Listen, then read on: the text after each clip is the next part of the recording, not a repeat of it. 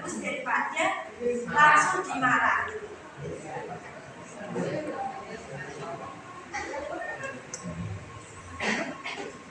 Yang ketiga, di sini sebagai teman di sini ada dua sisi positif sama sisi negatif.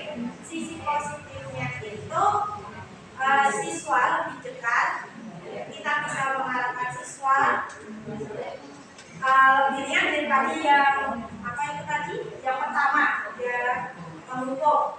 Kalau sisi negatifnya itu siswa bisa menunjuk. Kalau terlalu dekat dengan siswa, biasanya itu siswa malah menunjuk. Sisi negatifnya di sini. Kita itu baik ke siswa, dalam artian mendekati siswa sebagai teman, tapi kalau terlalu berlebihan itu mengakibatkan siswa itu maksudnya menghargai pada dirinya yang siswa. Selanjutnya yaitu pemantau. Pemantau di sini itu kita mengawasi perilaku siswa kita. Contoh, ketika siswa itu membuat kesalahan, kita itu mantau. Ada perkembangan dan bisa menjadi lebih baik tidak, kita itu mantau siswa. Kalau memantau ini lebih ribet karena kita harus menyiapkan not catatan pada usia siswanya seperti apa, ada kemajuan tidak, seperti itu.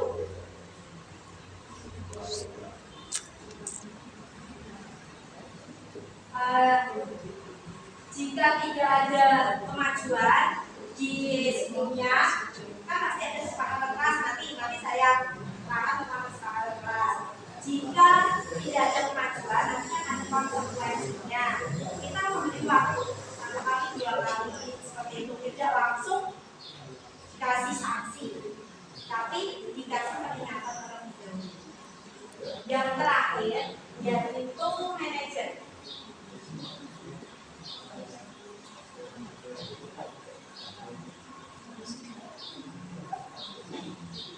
Tugas guru jadi seorang manajer di sini bukan kok menyuruh-nyuruh, itu bukan, tapi membimbing. Kita sebagai guru itu membimbing siswa, bukan menyuruh.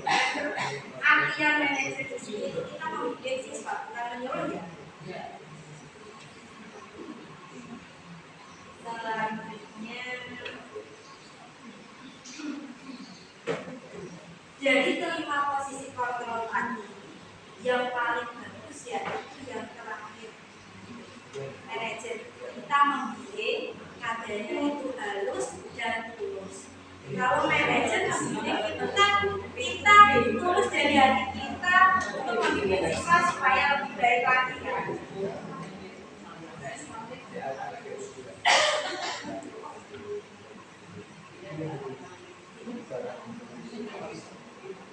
Selanjutnya di sini keyakinan kelas.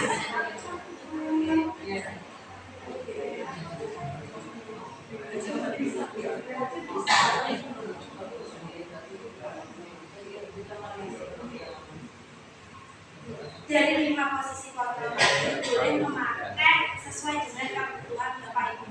Tapi yang paling bagus itu yang kelima atau yang kedua.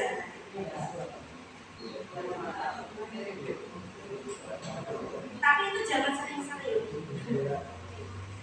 Yang terakhir, ya dimodifikasi sesuai situasinya. Selanjutnya, yang terakhir yaitu keyakinan kelas atau kesepakatan kelas yang sudah saya lakukan di beberapa kelas yang saya ajar.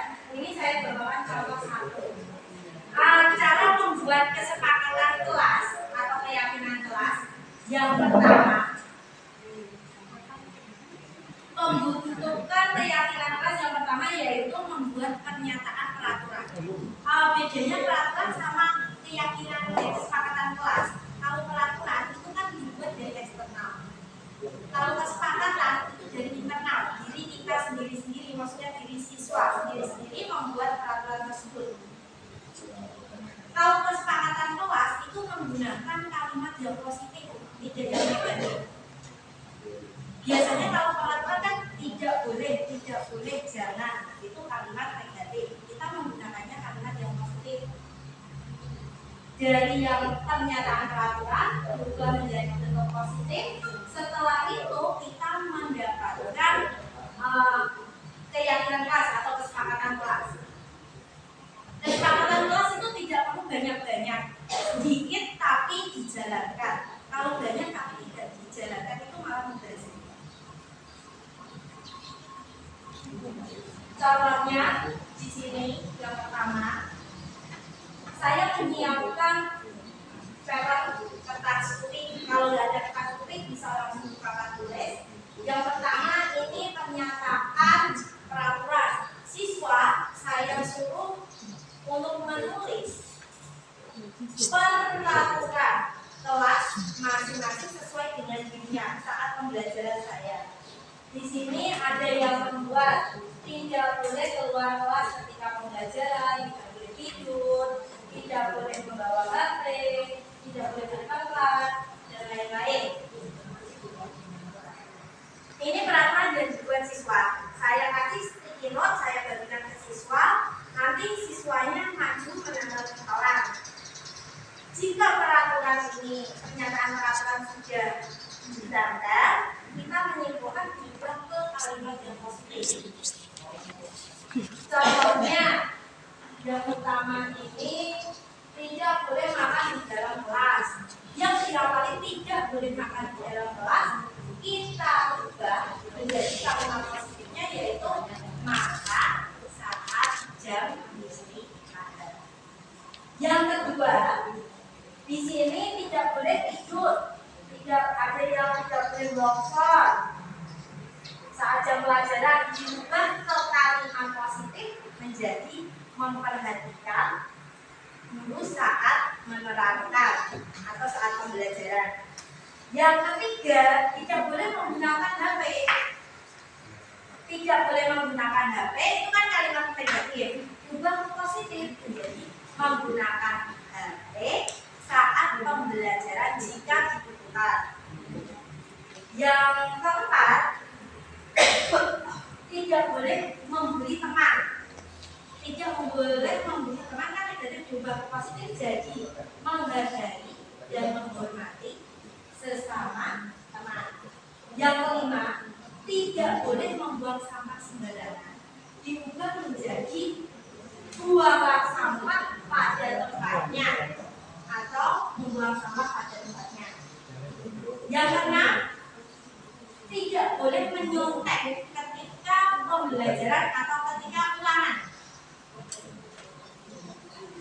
Jujur saat mengerjakan ulangan atau mengerjakan ulangan dengan jujur. Kalimatnya fleksibel ya Bapak. Yang ketujuh, tidak boleh datang terlambat. Diubah ke kalimat positif yaitu datanglah tepat waktu. Jika sudah memperoleh kalimat positif ini sudah menjadi kesepakatan kelas. Dari kalimat pernyataan peraturan diubah menjadi kalimat positif, ini sudah menjadi kesepakatan kelas. Karena kesepakatan kelas itu menggunakan kalimat yang positif bukan negatif. Jika sudah, nanti yang terakhir yaitu tanda tangan kesepakatan kelas.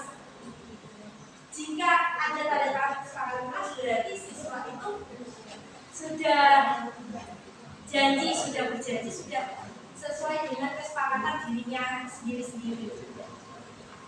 Jika sudah, ini bisa dilaksanakan ketika pembelajaran selanjutnya.